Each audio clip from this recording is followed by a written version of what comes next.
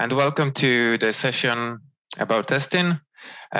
Hopefully you will enjoy it as much as probably you enjoy the conference. Hopefully the talk won't put you down. And the talk is about UT, which is the C++20 unit testing framework. Super excited about the talk. I learned a lot whilst doing it, and hopefully you'll be able to learn something as well. So without further ado, let's begin. There's a few information about me. I'm Kris. I'm working for QuantLab, which is a high-frequency trading company. So if you're interested in, you can also reach to us. We are always hiring good and exciting developers. So let's begin. What is this talk about?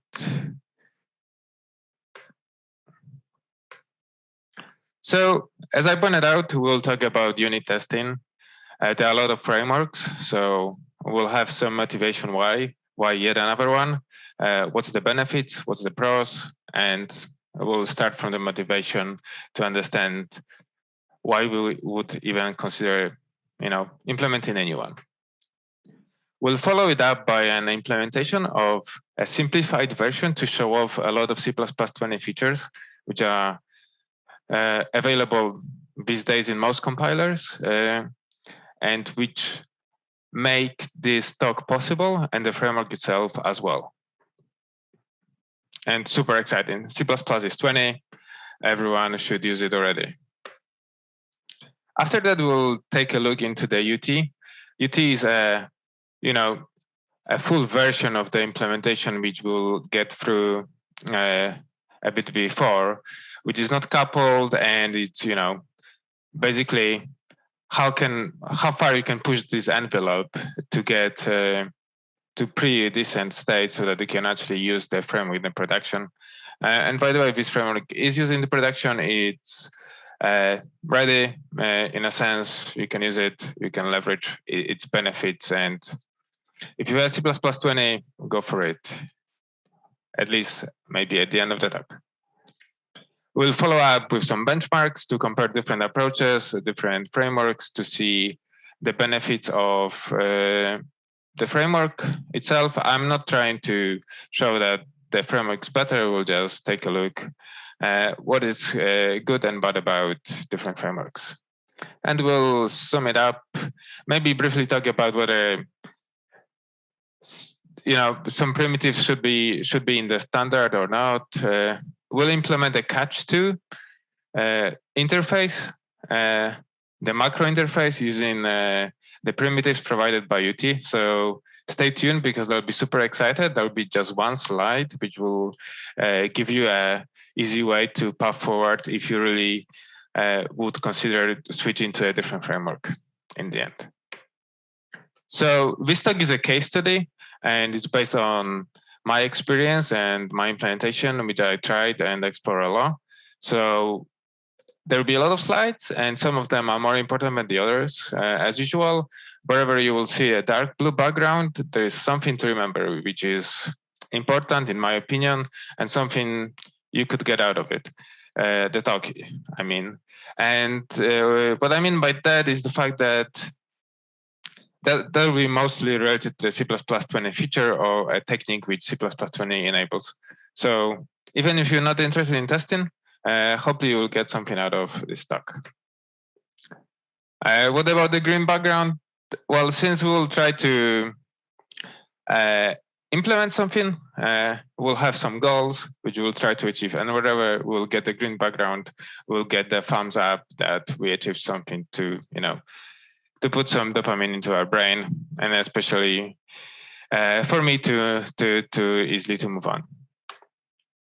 Everything is powered by Compiler Explorer. Thank you, Matt, for it. It's awesome. Everyone should use it. Links are provided to Godbolt because everything compiles as well from that talk. And each slide, or most of the slides, have the Godbolt link provided, so you can always check it out. And we'll have the Godbolt link for the whole implementation as well as the framework itself, which can be found online too. So all of that is great and exciting, and I hope you as excited as I am about the talk. Also, regarding the questions, since it's an online version, it's hard to see attendees. So I'll have a few breaks. So put the slides and ask on the Q&A. And if you have any follow-ups, which I won't be able to answer, I will stick around, or you can find me, message me. I will definitely try to answer any questions. So I hope all of that makes sense, and let's begin. So the motivation. So the motivation is just to, test something. Let's imagine that we have a sum function which takes a varied number of arguments, which we try to sum up with the default expression C++17. Nothing special here, I hope. How we can do that in C++ out of the box?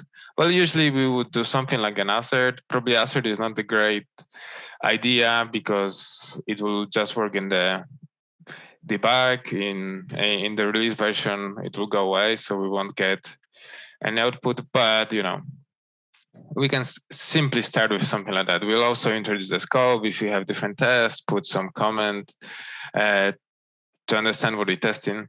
So the point being that out of the box, C++ doesn't give us much for unit testing. There are different languages which provide more.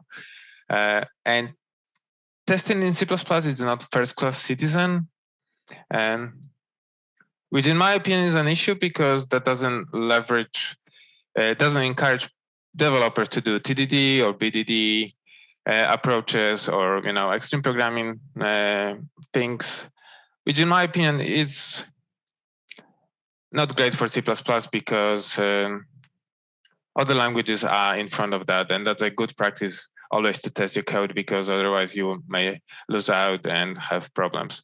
Obviously, C++ is really type safe in comparison to other framework, other languages, which are like Python, like Python or others, where you unit test way more because of the lacking of the types. But still, the logic itself and the semantic of the code you write should be tested. So always do that. But we don't have facilities yet, so that's why we have frameworks. So just to sum up, what are the problems with this guy is the fact that we cannot specify the tests. There are no useful information when we fail. It's hard to scale, right? It's comments and all these bad things. Easy to make mistakes. We have this implicit conversions possibility and depending on the flags. As pointed out, hard to follow good practices, etc., etc. Not great experience. That's why we have existing solution like Google Test. I think that's the one which is the most popular at the moment, which is okay. There is a Boost test. Boost is cool, so Boost is also cool. There's a Catch too, which is having its momentum, I'd say. It's very popular. Thank you, Phil, for it. It's a good one, in my opinion. Dog test, it's another good one, very similar. There's a Qt as well from Peter Smollett, also good, although a bit coupled to Eclipse. But all of them are really good, much better than the C++ itself, because they provide a lot of goodies for testing. But also they have problems, in my opinion, at least. And that's generalized. Not all the frameworks have all the problems, or not everything is, an issue for everyone. But I claim that some of them are problematic. They macro-based. Macros are not great, in my opinion. We should get rid of them. They cause a lot of issues, and yeah, I don't want to dig into the discussion why macros are bad, but if you can avoid them, you should avoid them because macro-free solutions are usually better, unless you have to introduce a lot of boilerplate to make it happen. And that was the case so far. I think with C++20, we can get rid of the boilerplate and still get the same behavior as before, without the macros, which allows for better debuggability. We don't have the copy paste of the text. We just, you have the line numbers properly and stuff like that. So that's good. And the error messages are way better as well. There's a lot of boilerplate sometimes what you have to introduce in some of those frameworks and not apply to all of them, especially for the registration of the functions. Depend on the framework. They might be slow to compile, depending on the framework as well. Some of them are faster, some of them are slower. They might be hard to integrate into your project if you have a solution which requires linking to a library. As you know, all the problems with C++ remains if you have that.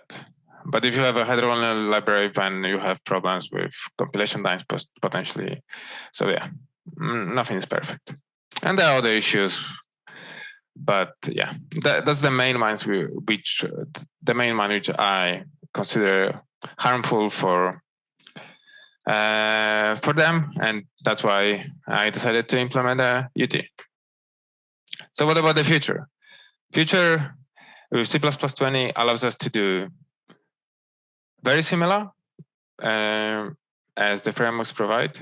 This very similar feature set as pointed out, without the macros, with minimal boilerplate, hopefully with minimal learning curve, meaning not a lot of concepts are required because we can leverage functions. We don't have to write a lot of macros which are different.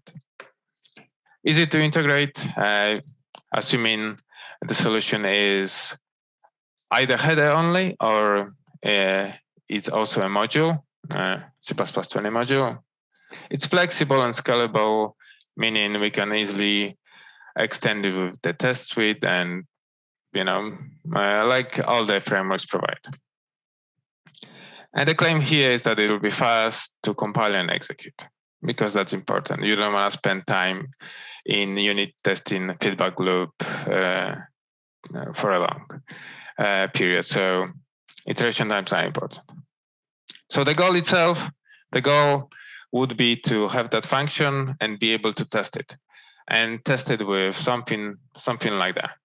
So you can imagine this code to be the testing framework, which, in my opinion, is close to perfect if it comes to syntax. But let's see. So the first line is just to import the C++20 module, import UT. Awesome, very verbose, easy to follow. We don't have include and stuff like that. After that, we have a main. Let's say we don't introduce the test suite here, but we have the main function. And then we introduce the test by having a sum. Notice that it's a string underscore test, which is great already because we, express our intent. We want to have a test for the sum. And then we follow it by the lambda expression. That's maybe not ideal because lambdas are quite, they require a bit of sugar, not too much. We have to add this,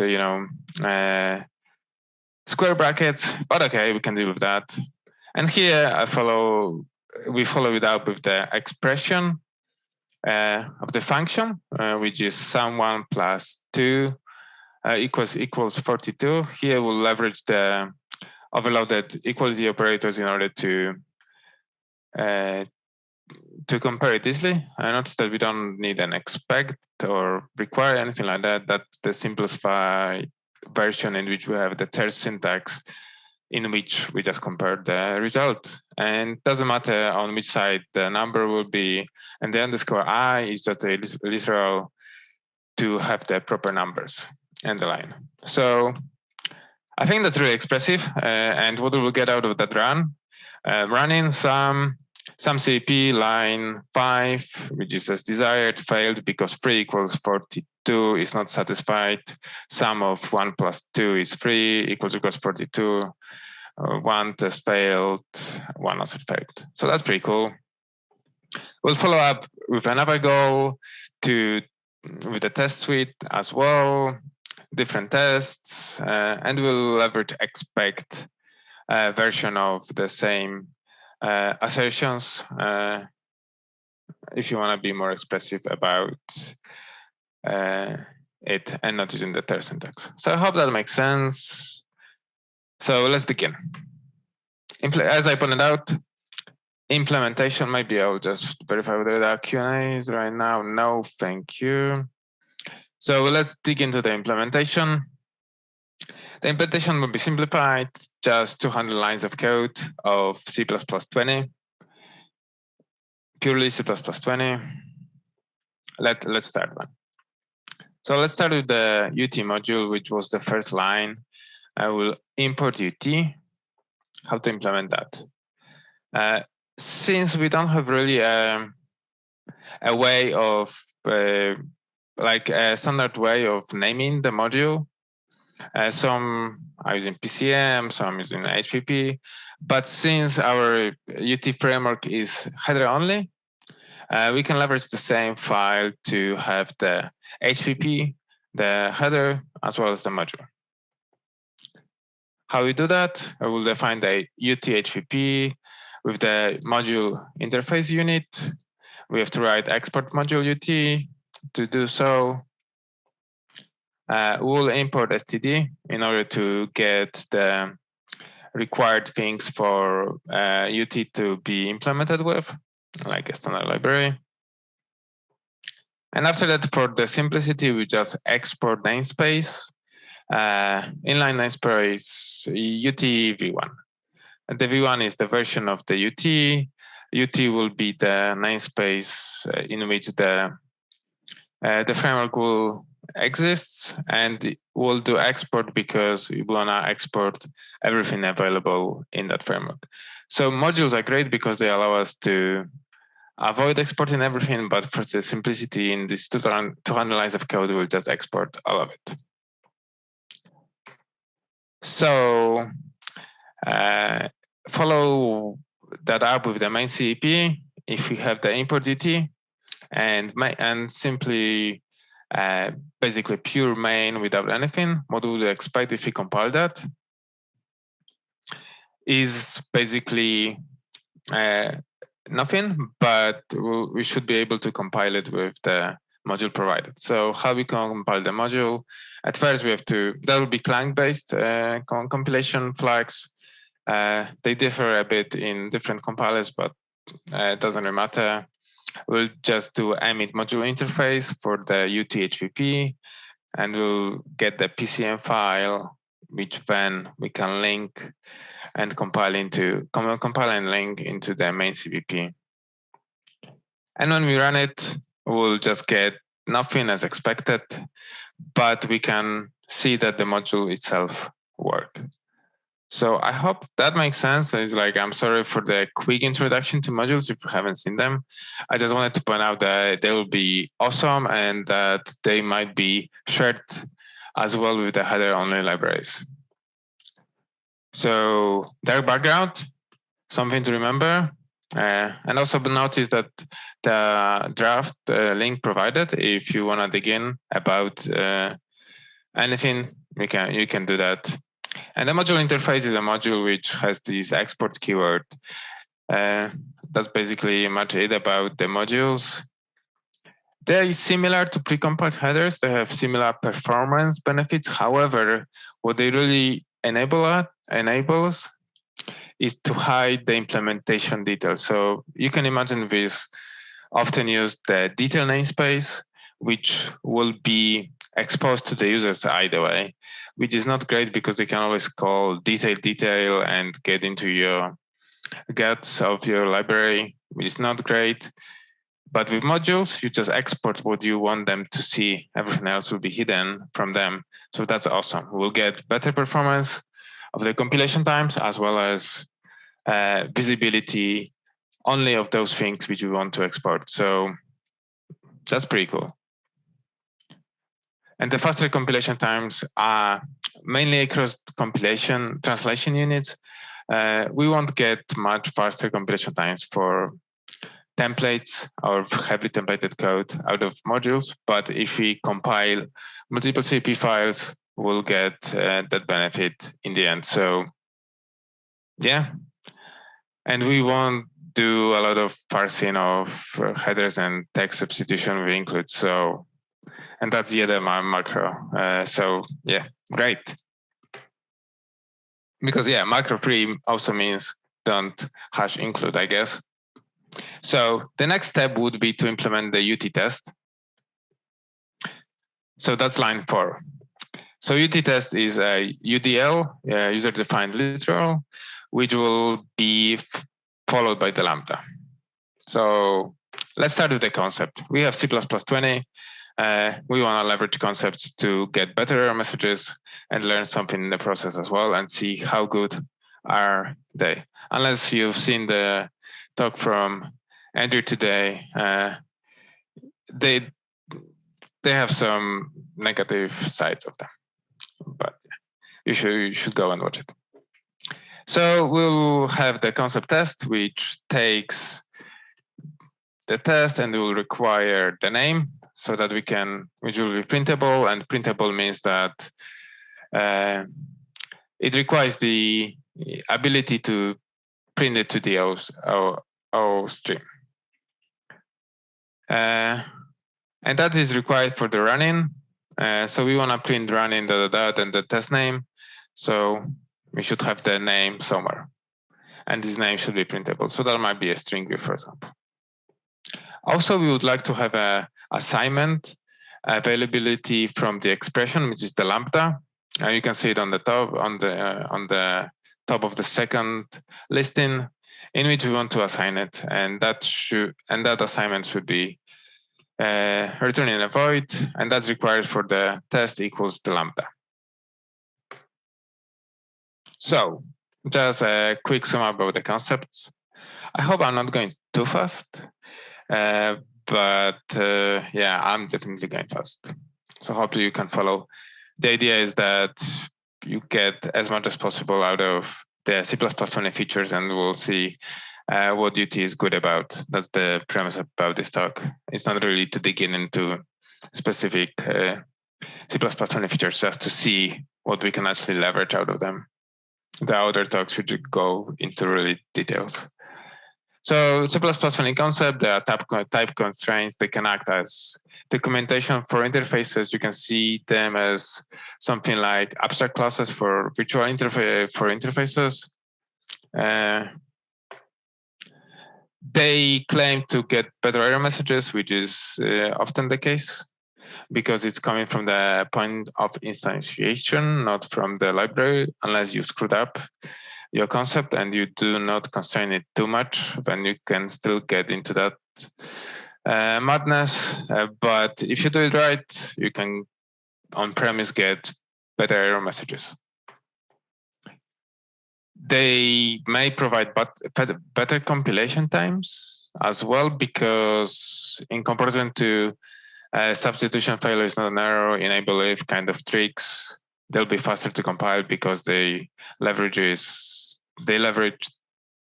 compiler and not compiler features and not tricky hacks. So the weakest concept is actually, it might be considered like a true thing. You can call it an auto. And you also see that with C++20 concepts, when you pass an auto to a function, that would be something which is not constrained. That will be the weakest concept. It's like the same as template class T, for example, which you would pass. There are a lot of syntaxes for passing concepts with pros and cons, depending on how you want to use them. Some of them are easier to read, like the first one, for example, auto arg, that will be not constrained, function full with the argument arg. We can constrain it on the second one with the full shebang, which requires. We can do it on the left, on the right as well. If you want to leverage the parameter, you can put it in the instead of the class or type name with just the concept name. That's a bit dodgy as well, because I'll notice that you don't pass the T into it. So if you have more parameters, it's not really that clear how to pass them, because the first one is the one which will be not seen. So yeah, there are some dodgy things there. And the last one is the syntax, which I think is the most desired, which has the auto and the auto as well, which means that the arg will be constrained. So I hope that makes sense. Let's dig into the test implementation, possible implementation. As pointed out before, we want the name. Let's leverage string view for the name to satisfy the concept, and the equality operator will have the second part for the concept as well, which will take the test, which will have to be invocable because that's the lambda. Will print the name and run it. That's it. And that will do the thing for the simplified version of the framework. Obviously, in the full envelope of that framework, we won't do that. We'll delay it for the calling so that we can pass the filtering and stuff. But for this simple framework, we can just call it, so we'll see the concept. And we'll add the UDL, user-defined literal, for the test, which will take the name and will instantiate the test. Hope that makes sense. We'll create a test with the name and the size, which will instantiate the string view. So what will happen if you run it? Right now on line 4, we can actually compile that code. Some underscore test, which is the user-defined literal, can be assigned with a simple lambda. We can run it, and we'll get the log running some. Getting closer. So what about the next steps? Right now, we would like to have the line 5 being able to be compiled. We have the module, we have the test assignment ready, but we are lacking the equality operator and the underscore I literal to make that happen. So let's do that.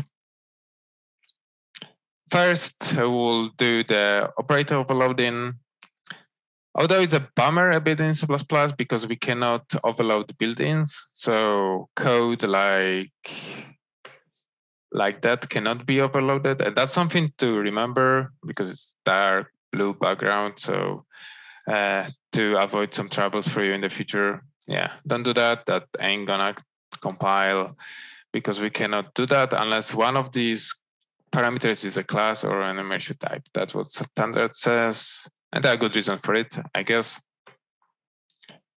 But we can do, for example, that. We can have a type instead of one of the integral types in order to get it to compile. So let's do that. That kind of will nicely sync with the implementation of underscore I in the future. So in order to do so, let's implement the operator equal, which will take left-hand side and right-hand side, and there will be concepts that will have to satisfy, sorry for that, a concept OP. And OP, what is the concept OP? Oh my gosh, that looks terrible, right? Well, we have to have something in order to satisfy the equality. So they have to be printable because we want to print this failed nicely. We need some values to print it as well. So we need a left-hand side and right-hand side, and that will be for the operator because we can combine operators together, and that has to be convertible to Boolean because expect requires a Boolean expression. Right. Alternatively, we can have something like a constant operator, like, for example, a 42 underscore I, which will just write the value. And that means that we can compare 42i with the expression or 42 with 42 if you really want. 42 equals 43 and get the numbers. And then we just return an object which we can implement by by specifying this class. Let's just see how we can do that. We can leverage the detection guides on the bottom from C++17 to avoid writing a constructor. We'll put left hand and right hand side to satisfy the concept, to have the objects. We'll have the destructor in which on the destruction we will verify the expression. If the expression won't be satisfied, meaning it will fail, we'll do an error on it. We'll see that in the second.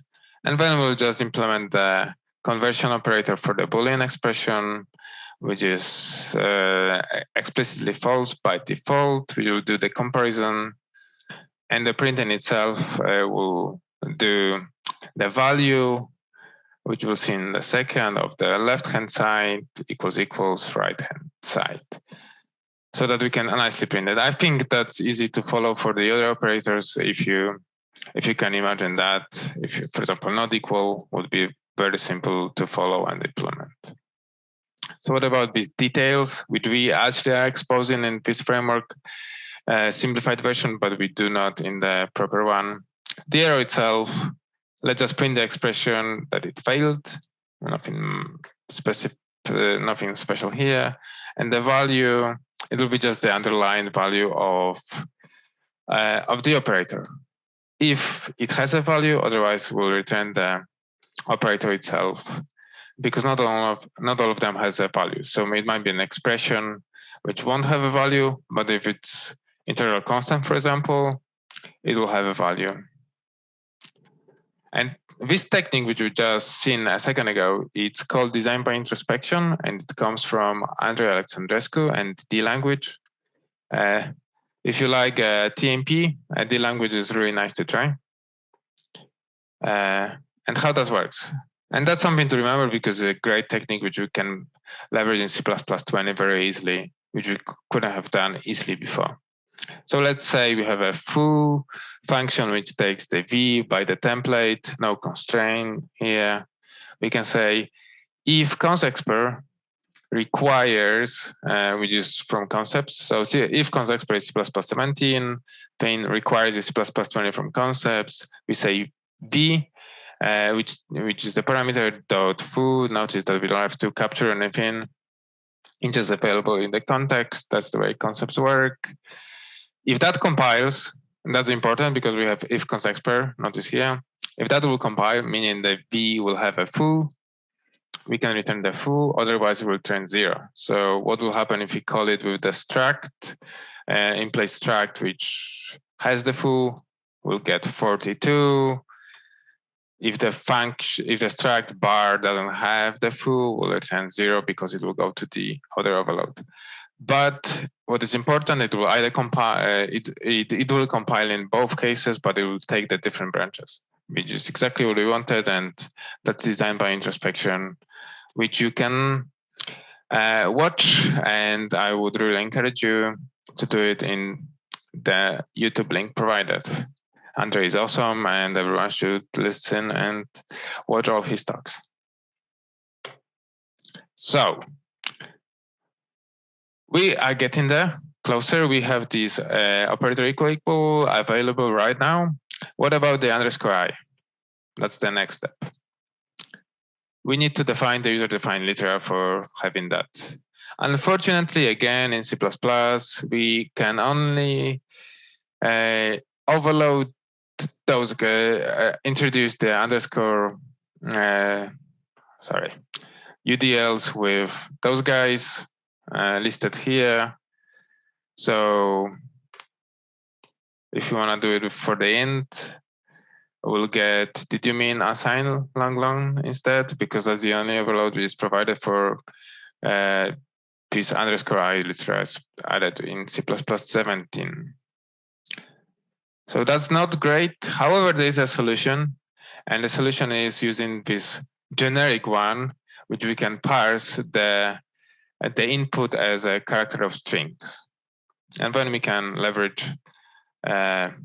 parsing at compile time and get what we want. So how can we do that? That's kind of magical part, but let's see. And that's C++20 feature, which is a really nifty trick, immediately invoked Lambda expression, in which we have also the C++20 familiar template syntax, I guess, where you can use angle brackets with the lambdas as well. Thank you, Louis, for that. So make index sequence will create the index sequence out of the characters, which we can call immediately with the lambda. That will allow us to expand it using fold expression of C++17 and create the integral constant with type int because it's underscore I for an int. And we do, binary logic to decimal logic to get the proper number values using the fold expression. So the power of 10, depending on the position, and the character, which you have to minus the 0 to get from the ASCII to the normal number, and we just plus it with the dot, dot, dot, and we get the number. So if you go and static assert 0, we'll get 0. If you static assert 42 underscore I, we'll get 42. So I guess that's pretty cool, right? So let's just talk briefly about this immediately invoked function expressions. We can do that and leverage for unrolling, like in-place unrolling. The same technique I described. What will happen if you unroll with number 2 and we put CppNow? The assembly will look exactly like that. Notice there's no for or jumps. We can just call it with C++. We'll see the C++ now being printed twice with the put in the assembly output, which is great. If you put it 5, it will be propagated 5 times to the assembly. So that's a nifty trick. Few lines of code. Can be leveraged in C++98 as well, but it will be just much harder to do. So right now we have the assertion available. What will happen if we call it? We'll get running sum, great, and we'll get the failed 3 equals 42. So yeah, we're missing the line and file though, so that will be the next part to get it done, but we're already halfway there, I guess. How to get the file and the line number in C++20 without macros? We can leverage one of the best features, in my opinion, which will allow us to get rid of a lot of macros, especially with the login and unit testing frameworks or wherever you had to do the macro in order to get the file and line, which is the source location. And source location allows us to get the line, column, file name, and function name. Function name, it's not the fully qualified function name, it's just the short version of it. So it cannot be easily leveraged to get the type name out of it, at least not cross-platform, if you ever think of doing that. So yeah, there'll be a good replacement for the file line and the function. So yet another pitfall of C++20 integration feature kind of bummer is the fact that operators equal cannot take default arguments, and source location would really leverage that if it could. So not great because we cannot do that here.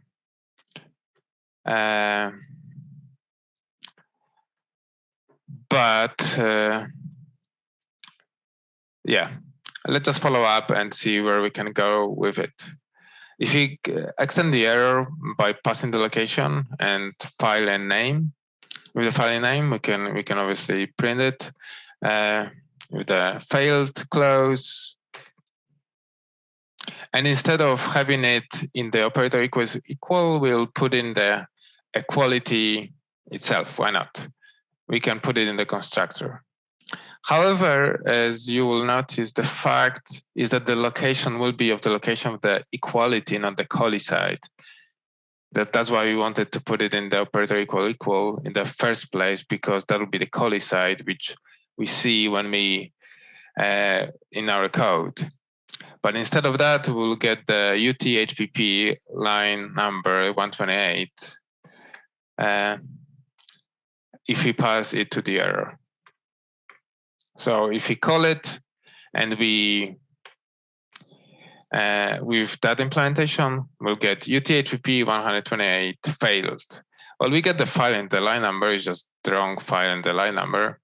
You know, operation successful, but the patient died. So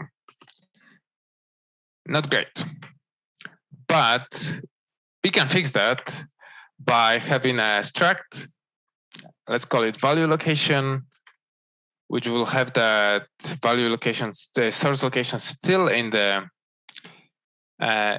constructor, but the operator equal equal will actually use this value location as well. And here it will be actually really nice because we can use the T value type so that to avoid the implicit conversions, operator equal equals won't be allowed if the types are different, or we won't have value type on the one of them. And then we just specified equality operator class, with left-hand side and right-hand side. And if it's not satisfied, we pass the same thing from the left-hand side location, because that's where we pass it from. Obviously, we have to provide the other overload for the value location be on the right side, blah, blah. So with that nifty trick, because it's on the callee side, let's notice that operator equal equals, we couldn't write LHS and RHS and the source location here and just pass it. That would be easy, but it's C++, nothing is easy here. But we can instantiate value location with the type, and the constructor will propagate the proper source location because it will be instantiated while we're doing the operator equal equal. And then we have it, which we can pass through to the assertion itself. And then when we call it again with that implementation, woohoo, we get the test CPP line 5 failed, 3 equals 42. Which is obviously not satisfied. That's the assert. That's why the assert triggered. Achievement unlock. I hope you're still around. Yeah, that was a quick one, but we've gone through that. Let's see whether we have questions. Not at the moment, but yeah. So exciting. I hope you like that goal. Let me just grab a drink. So that's the first goal achieved. We're getting close to our framework being done. Let's just follow up with the test suite and the expect. And they're very, very easy to implement. So let's see. What we need, we already have import duty. We have the test suite to be implemented. We have the tests. All of them will run if you have multiple of them. We need expect as well. So let's implement the expect, which will also allow us to do maybe off-stream stuff and other things if needed. So let's see. Expect will take an expression, which will be Boolean convertible, and also it will take the source location because we can leverage it right now because expect is not the operator equal equal, which will prevent us from doing that. So that's cool. And that simplified the implementation a bit. The expression itself is something which is convertible to a bool and it's printable. Nothing special here. The streamable we already had. It's just something which we can print. That's why we return that guy so that we can print something using it, and we return std for the simplicity. In the full leverage, full qualified framework, we'll just inject that at some point. But in this simple implementation, we can just do CR, and we verify if the expression is not satisfied, meaning it failed. We can do an error of the location as before. So the implementation didn't change much. And then we have the operator equal implementation as before. So just by using the expect, we can so that's the operator equal here will be the generic one, which doesn't take the value location. It will just take left hand side and right hand side. So what about expect? If you do expect on what we already provided, we'll get the line numbers because the source location will be valid, as well as the question mark from the O stream on the error side. So I hope that makes sense. There is nothing actually much about that implementation, I believe.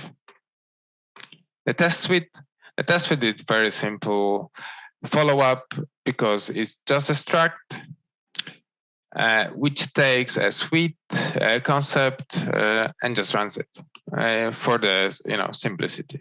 So it's basically the same as _test, just with the suite being on the global context. So we leverage a struct instead of the function. And the suite itself is something which is invocable, preferably a Lambda expression. And then we can implement it by following it with a Lambda. So on line 3, we'll have a Lambda.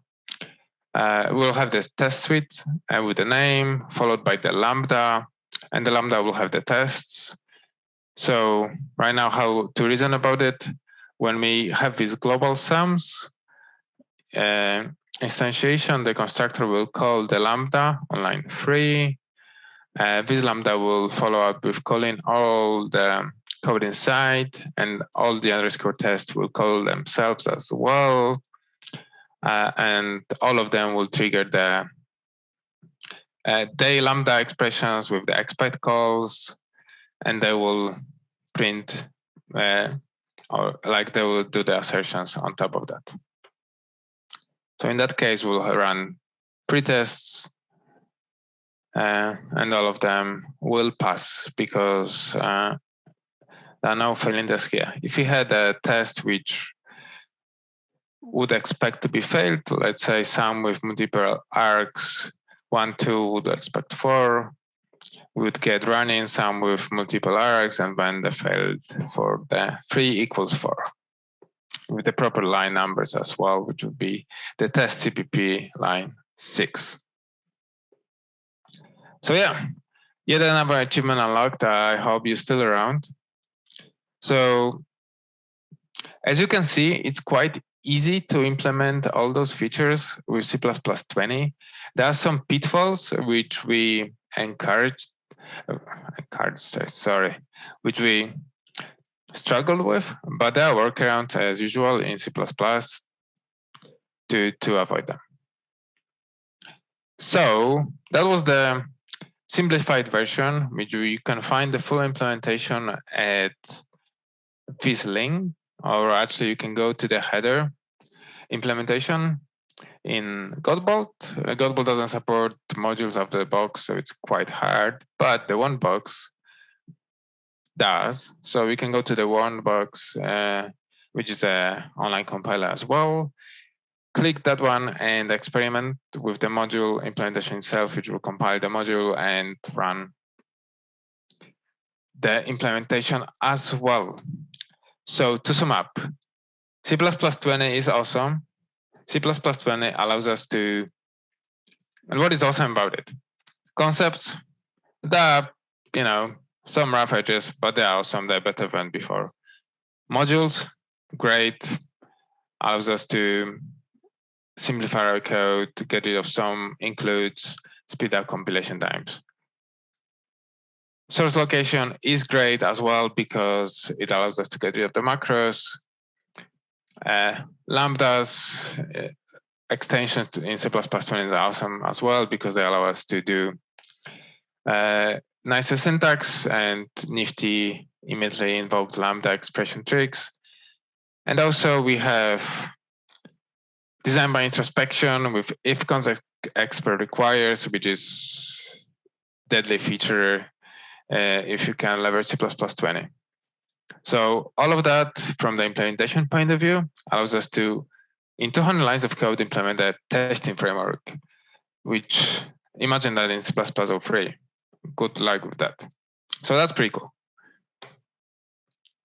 So right now, unless there are questions, which I don't see at the moment, let's try to see how far we can push that envelope of this framework in 200 lines of code when we actually go a bit further with it and leverage 2,000 lines of code. If you go, well, what I'm saying, 200 lines of code expanded to more feature-rich implementation with 2,000 lines of code.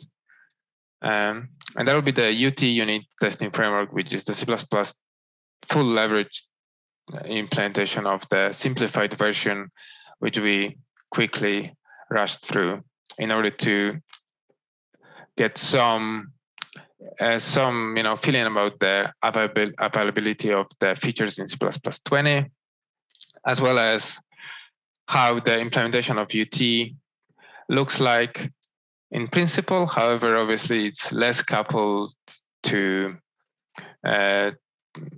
things which we've done. Like, so for example, the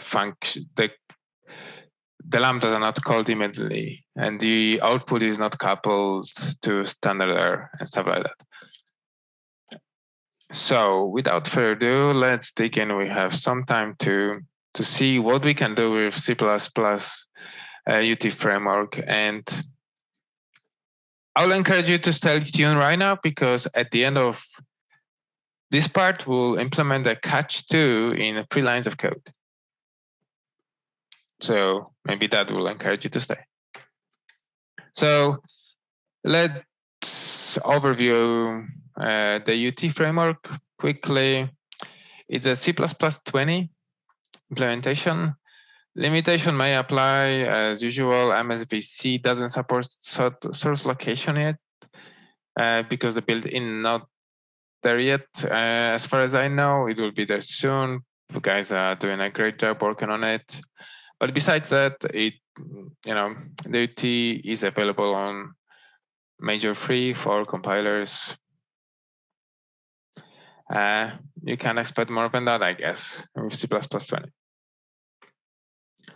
It's a single header module, 2,000 lines of code, no external dependencies, meaning no boost, no other libraries are required to use it, which is great. From testing framework, you usually don't want to have a lot of dependencies. You can just grab the header or the module and you're good to go.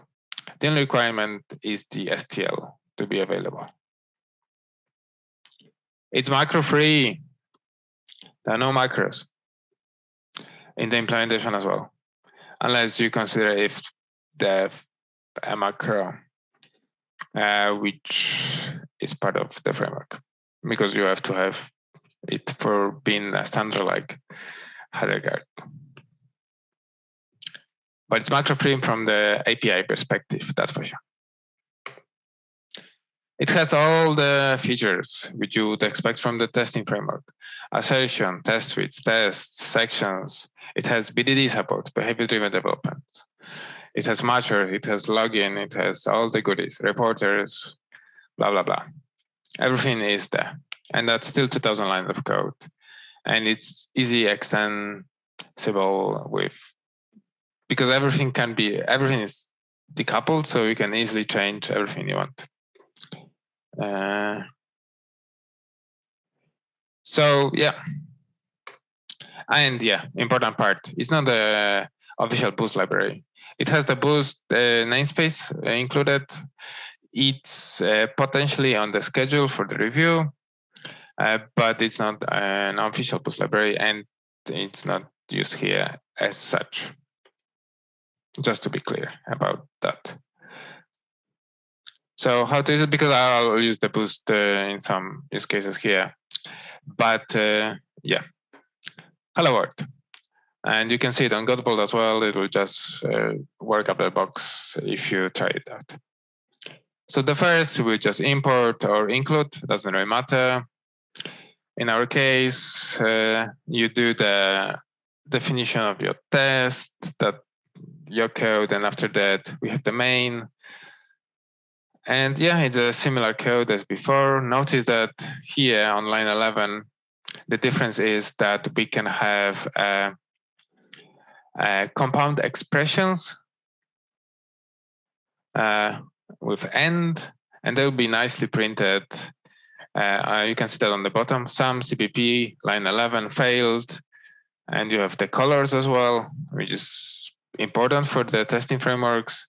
That 3, the sum 1 of 2 is greater than 0. That's satisfying. That's why it's green. And 41 equals 42.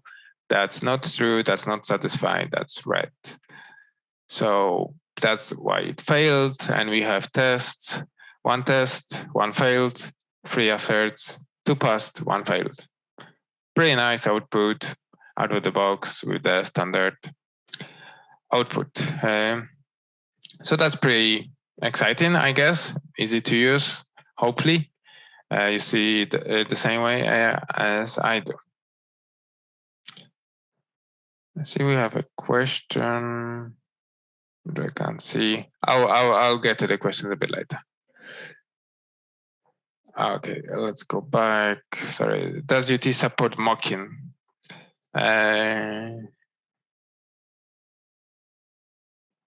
It doesn't support it out of the box, but it can be easily integrated with mocking frameworks. So, for example, you can leverage a Fakeit or GUnit libraries, which I can point you to if you're interested, and easily integrate it with the mocking frameworks. UT is also, by the way, supported by approval tests. If you like those, and you like what Claire is doing with it, UT is part of it. Fakeit, you can easily use it for the mocking. You can use Google Mock as well, but there's no specific framework as a part of it.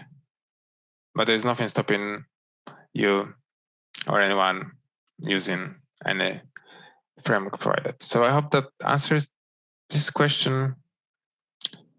And let's move on. So how the main may look like if you want to leverage more diversified features like filtering, for example. Imagine that if you want to run some tests only, we can override the config. Config is something which is provided by the UT in the UT namespace. So we can override it and say filter equals the argument of 1, which is provided by the command line, and we just call run on that override config. So then, if you have a few tests here, and we call UT main instead of returning 0, we can call it with regex-like syntax. If you call it with the star, all tests will pass, pre-tests, empty, single, and many. If you pass it with single star, there will be just 1 test. We can also dip into the subtest with many dot equal star. I don't think that's much of the surprise here. If anyone is surprised by the syntax or how does work, it's really easy to change as well, and that's the way usually is implemented in other frameworks as well, so you can just leverage regex. You can have tags, so you can imagine that you have a performance test which you would like to tag with nightly or slow. So just follow it with this syntax tag, nightly, tag slow, or don't run test, which you can do with the skip. That's kind of a tag which is available out of the box. And then you can override the tag for running just the nightly tests. And only one test will be run, the performance test in that case. And by default, a skip test will be skipped, and the tests which are not tagged properly with the tag which is provided will be skipped as well. So yeah, it's an easy way to tag the tests and run the one which you would like to. Assertions, as pointed out, in our simplified version, they allowed here as well. You can write 1_i == 2, and you get this tear syntax available for you. You can use expect instead of that as well. Like you can basically surround the quality of the expect if that is more expressive for you. You can also do the matcher syntax, in which that's mostly what the current frameworks are doing with the macro as well, because then you can leverage the numbers themselves. 1 == 2. You don't have to do underscores, but I would encourage you to be explicit, because when you do _i, it means int. If you do _ul, means assign alone, and you will get an error message if the type provided on the other side won't match. So you avoid narrowing, and that's always good in my opinion. You can also have a fatal expressions, assertions, sorry about that, which means that it's the same difference like expect and require, or require and check in catch, which means that you don't want to carry on the test because you probably would crash. So for example, if the vector size is not satisfied, you don't want to get into the details of out of range element. So you want to just skip it and bail out.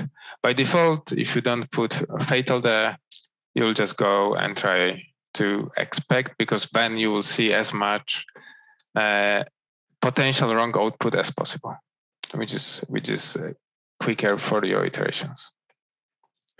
As pointed out before, you can make the compound statement with doubles, floating points, or strings, string views, or custom structs as well. There are ways of doing all of those. Nothing stopping us with having that tear syntax as well. You can leverage expect. You can write the precision as well. There's also a nifty trick here for the precision of the floating point. Since we're parsing, you can say how many zeros are followed by the first number, by the number after the dot,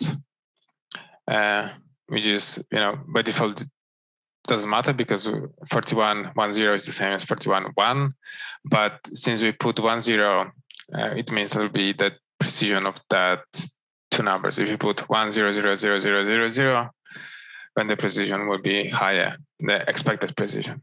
So it's like near expectations. You can also do it differently, like saying approximately 3 numbers or something like that. But this is a nice short syntax if you get used to it. There's a login, as pointed out before, with our simplified framework. You can do it with the tear syntax as well. You just have to wrap it in the parents and say should equal or whatever comment you want, and you will get that in the output. You can also leverage that with expect, as we've seen before. And you can also log a step. That's more for the integration kind of type of test, because I can't imagine that being part of your unit testing. If you have to have logs in your unit tests, you should reconsider whether you're doing the unit testing right or the tests are too big or too not expressive enough, because you should have only one thing to test in a test. You can have multiple expectations in it, but it should be just one thing. The sections are great in principle. So that's kind of an example taken from Catch, just implemented in UT. So a vector, you have the setup, which is always triggered. And that's much better than, for example, in Google Tests, when you have a class in which you have a setup and tear down functions and objects, which you have to specify as members and blah, blah, blah, all of that boilerplate, which I try to avoid. So you have a setup, always will be called, will bail out here if the vector size is not 5. And then should is something which is implemented the same as the test, underscore test is just a should instead, so that you can follow it easier. Should resize bigger. That'll be the first section. Notice there's mute here to mutate the v, which is explicit kind of Rust kind of approach.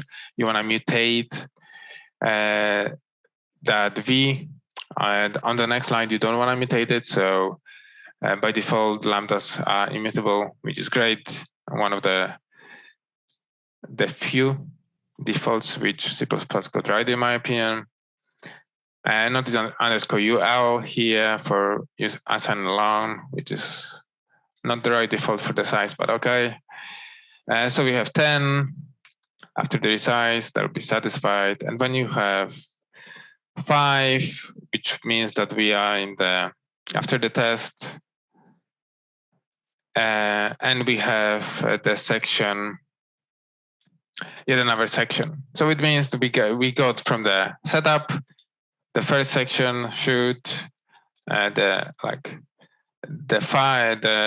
free number here, which will be called, and after that we'll go from the beginning setup section 2 and tear down so. Let me praise myself better. First section will be called like that: setup section free tear down, and the second one will be setup free section 2 tear down, which is way better than having setup and tear down in Google Docs, for example. And it has some macros as well. And it's explicit as well. Narrowing is not allowed, and mutation of the system under test is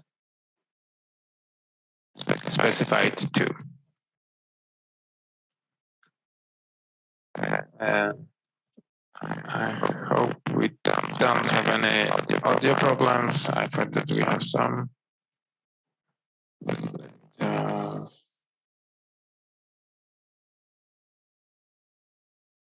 Check.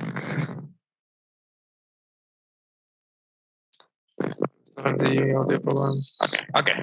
Yeah, cool. So sorry about that.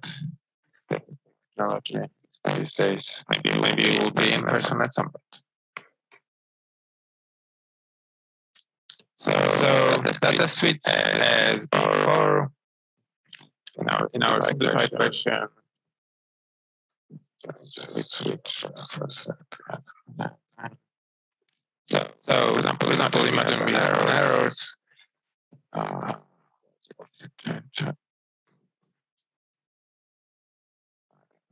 guess we'll fix that. There is a noise right now.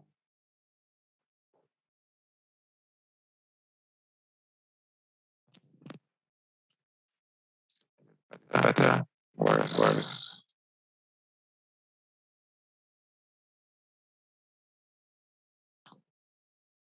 Oh. Well, I'm not sure what's going on with audio at the moment. Please.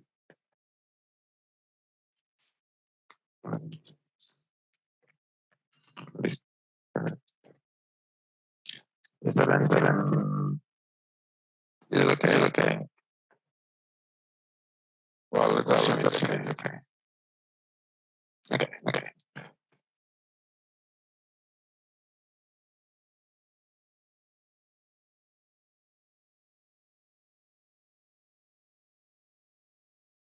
Try with the right offset. Oh, it's a sweet. Is that any better? Just might be.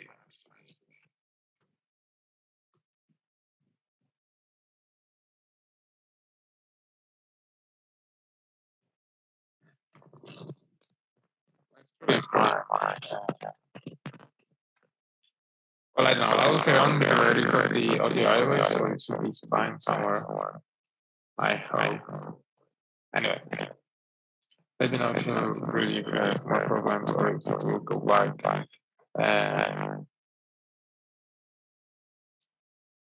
To normal.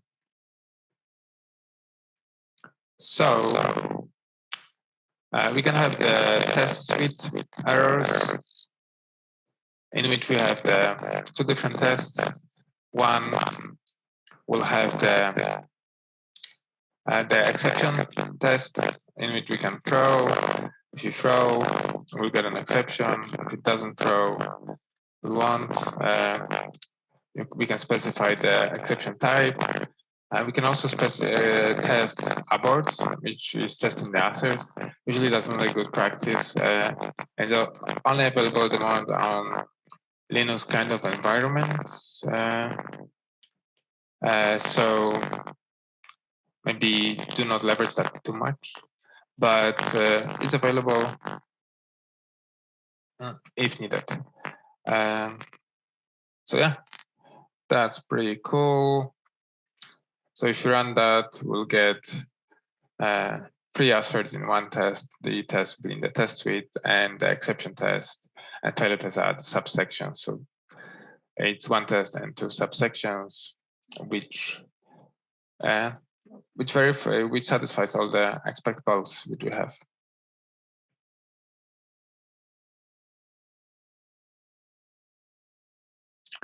We can also have parameterized tests, which is an awesome feature which we cannot do with other frameworks. Imagine that. We can have a for loop in which we define the test using test, which is kind of like underscore test, just allows us to do the runtime pin, in which we specify the name by having args. Let me just check. Okay, sounds back to normal. Great, thank you. So parameterized test, so that's actually perfect timing for perfect sound because that's the killer feature of the framework. So thank you for that. I'm not taking any other audio problems.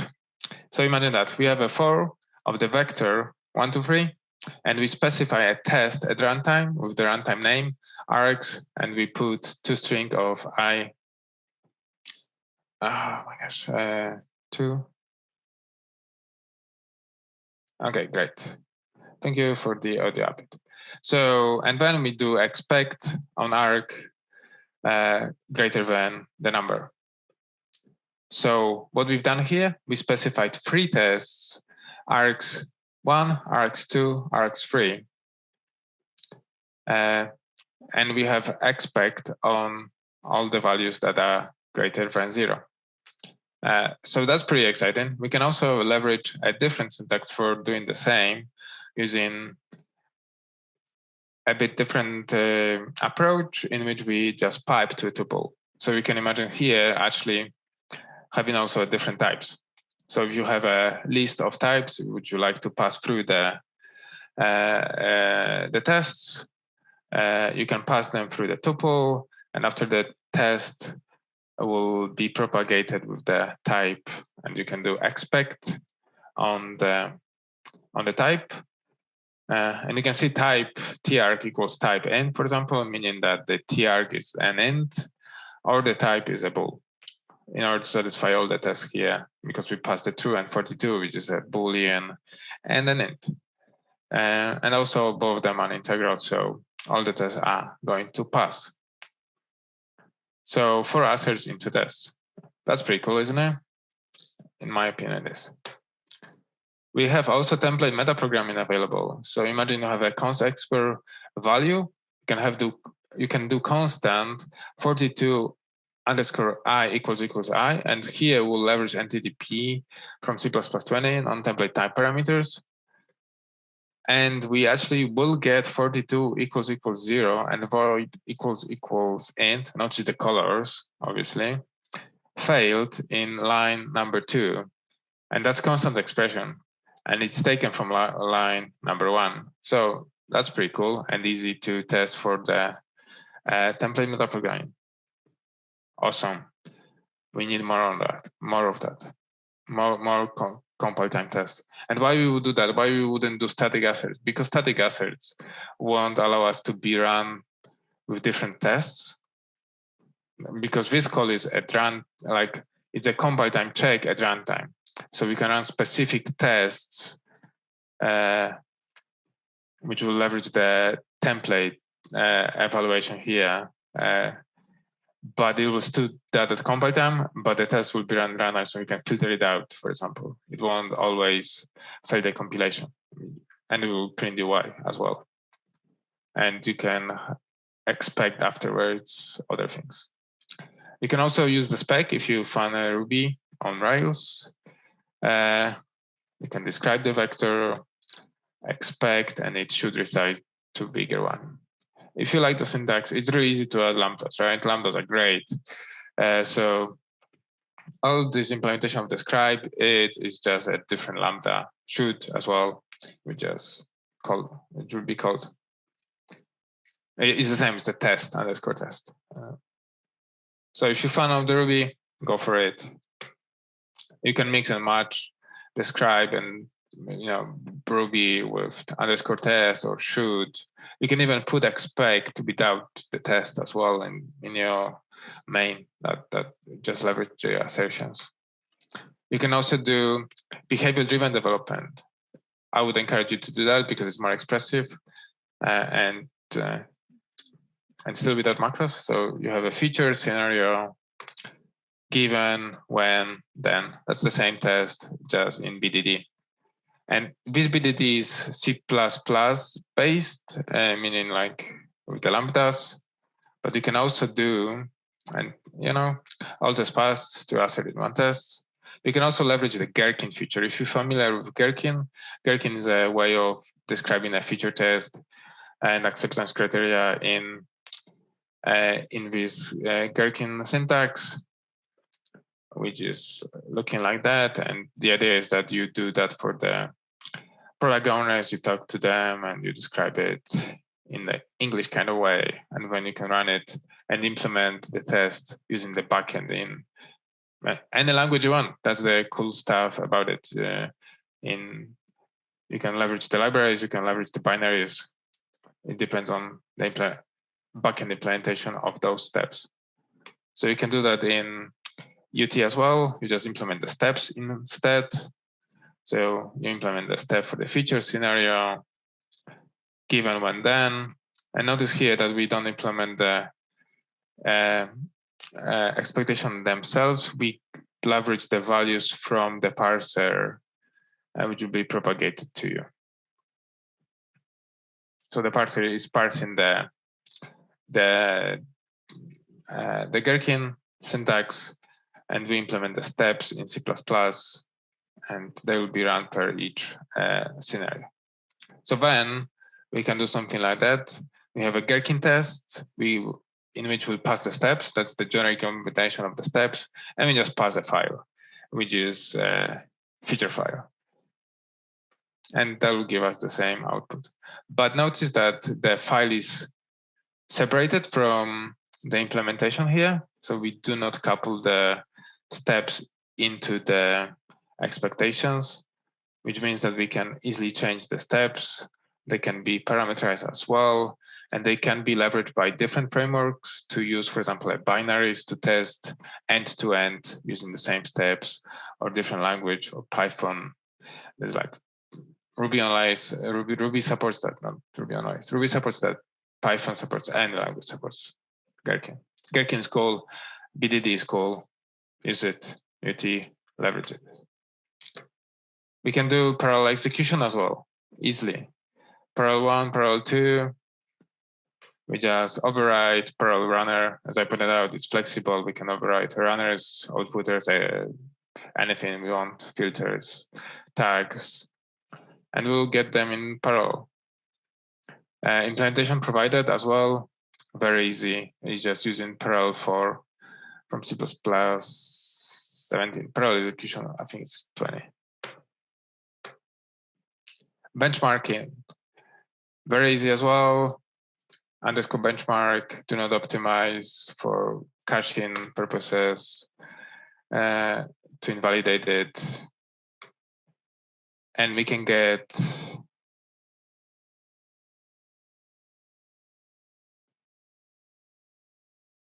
okay, just a comment that BDD is cool. I agree. And you know, string creation is slow on Godbolt. Not surprising, I guess, since it's Godbolt. But yeah, I think provided super easy to benchmark in the framework as well. And there's much, much more. And I would really encourage you to test it out, give it a kudos if you like it. And if you have C++20, leverage it because it's macro free and it's pretty cool, in my opinion. It's something you want because we don't want to leverage macros. And I would appreciate any feedback. Before we'll implement catch2 using it as well, that's because it's important to be able to also do. I encourage you to switch, but what if you have catch2 tests? Well, that might be a way forward to implement new tests in UT, and all tests are still leveraging UT, but using macros with catch2 kind of macros. But let's see into benchmarks first. Why would you wanted to go for the UT? Like maybe being macro free and Lambdas are not for you. Or maybe you don't want to switch to C++20. But what if we'll compare different frameworks and it's not apples to apples. I tried to do my best to compare them using, the default configuration, try to speed them up if possible, not too much, not too little, just a bit. So include, if you just include, catch2 is slow to include, for example, in comparison to others. UT is fast to include, there's not much code there, 2000 lines of code, and just STL, great. Good beginning. What about benchmarks? 10,000 tests, 20,000 asserts, 100 CPP files. Compilation. We can see that UT is fast to compile and doctors are fast to compile, others are slower. Execution, which is sometimes important, right? Because if you have millions of tests, that will make a difference because it's in seconds. So yeah, you might want to be fast because UT, like unit testing, is all about being fast, having fast feedback cycle. Catch is quite slow. Boost test is quite slow as well. Binary size might not be that important for unit testing, but it shows that UT is pretty good as well. Benchmarks, incremental build. That's the one which we really care about because that's where you usually iterate in one, just changing one test and recompile. We can see that the compilation of UT and doctors is fast. Great. That's what we want. Execution, UT seems to be the fastest. Catch is slow. Boost test is slowish. Binary size similar. So yeah, awesome. UT in those frameworks, in those tests, which I provided, so they are biased, obviously. Feel free to provide the different ones and prove me wrong. But at least on those ones, and I tried to not to be biased, but it's hard to be sometimes. UT look very, very good. C++20 look very, very good because it's clean, in my opinion. Just one small remark about headers, precompiled headers, and C++ modules. As pointed out, modules and precompiled headers are kind of the same implementation in Clang, so there will be no much difference here, but they'll be faster than headers. So modules are better already, and that's for a framework which is, basically C++ templated framework. So cool. There are also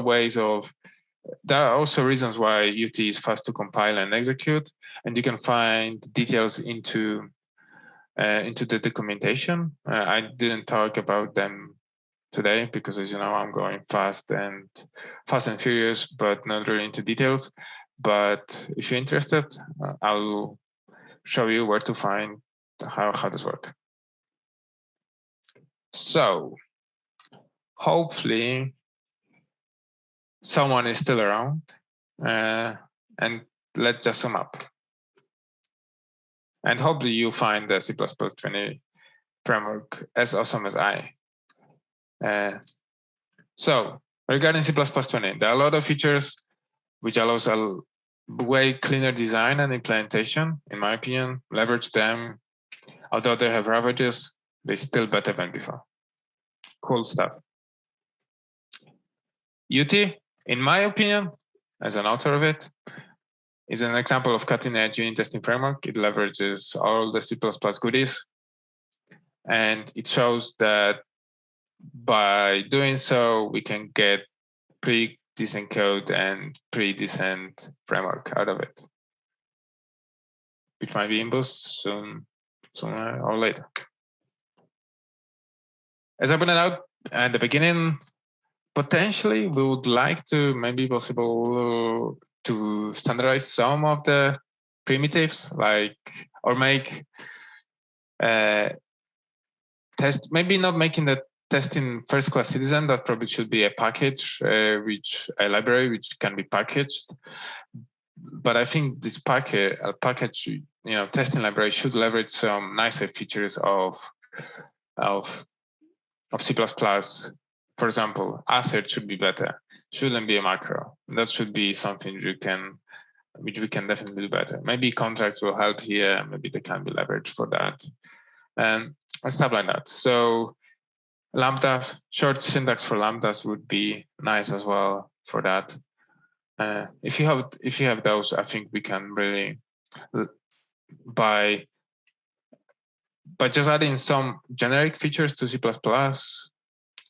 and then a package library for the future package management in C++, we could have a module which would be awesome because it would be leveraging C++ features in a library, in a package. I think that would be a great path forward. And the last one, as promised, macro-based frameworks can be built on top of that. Why not? Let's see. And yeah, Godbolt provided catch 2. 3 lines: require, test case, and section. Easy to implement with macros, and you can write these tests. All test paths, one assert in one test. Test case vectors can be sized. As easy as that. So you can imagine you can implement catch 2, doc test, and any other framework using that, which is great because maybe you don't like macros, or maybe you wanna go for C++20 UT, but you have to have the a way moving forward towards that, and you can do that. Or maybe you got yourself into the mess with different frameworks already, and you have to support tens of macros. I don't know. Either way, there's always a path forward, and that's one of it. So since I just reached the time, I would like to finish off with the BNC rule. If you like it, then you should put a test on it. And I think it's really important to always test, because that's the most important part. No matter what framework you are using, just test your stuff.